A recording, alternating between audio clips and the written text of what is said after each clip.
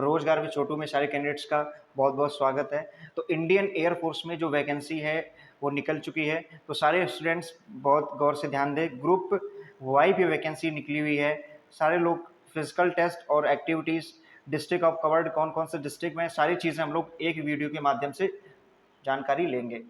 तो दोस्तों यहाँ पर एक बम्पर वैकेंसी निकली हुई है पोस्ट ऑफिस में, ग्रुप वाई के पोस्ट में वैकेंसी निकली हुई है, जो कि ग्रुप वाई पे मेडिकल असिस्टेंट पर वैकेंसी निकली हुई है। और physical activities, fitness, written test और all the district of state of Punjab, Himachal Pradesh, Uttar Pradesh के लिए वैकेंसी निकली हुई है। तो दोस्तों देरी न करें और जल्द से जल्द को फॉर्म को अप्लाई करें।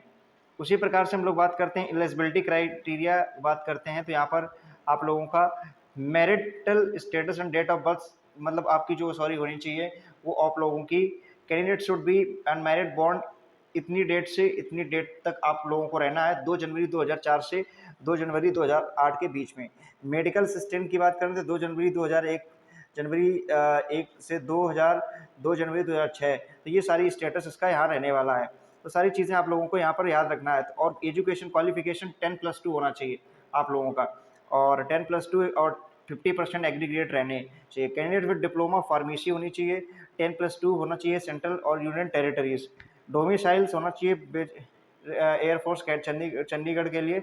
और ये सारी चीज़ें हमारे जो है वो परमानेंट डोमिसाइल आप लोगों का होना चाहिए। तो कौन कौन से कैंडिडेट्स निकला है वो मैंने आपको डिटेल में बता दिया। अगर मेडिकल स्टैंडर्ड की बात करते हैं तो यहाँ पर हाइट 152 सेंटीमीटर समथिंग चाहिए आप लोगों को, और चेस्ट भी एक्सपेंड मिनिमम होनी चाहिए 5 सेंटीमीटर तक। और प्रोपोर्शन टू हाइट आईएफ की एज एप्लीकेबल उसके अनुसार होना चाहिए। हेयरिंग 6 मीटर रेंज तक होना चाहिए। डेंटल टीथ और क्या होना चाहिए, should have healthy gums, good set of teeth and minimum 14 dental points होनी चाहिए।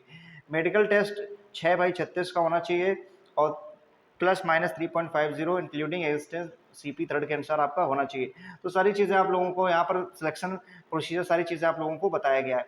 और उसी प्रकार से हम लोग कैसे फॉर्म को फिलअप करना है वो भी सारी चीज़ें हम लोग आपको डिटेल में बता देंगे यहाँ पर।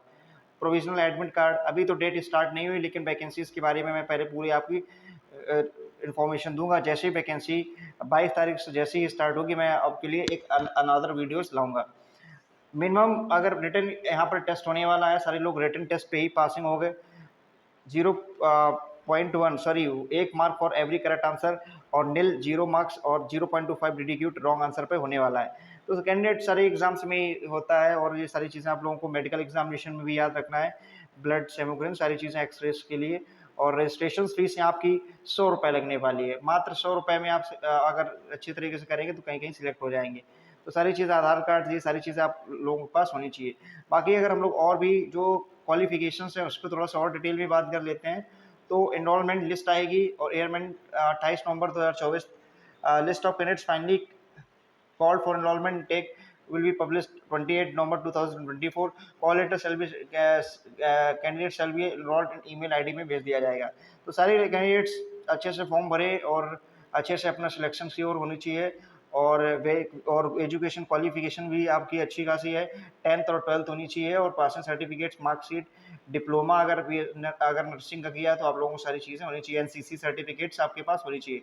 आर्मी एंड नेवी से आप डिस्चार्ज हुए उसका भी प्रूफ आपके पास होना चाहिए।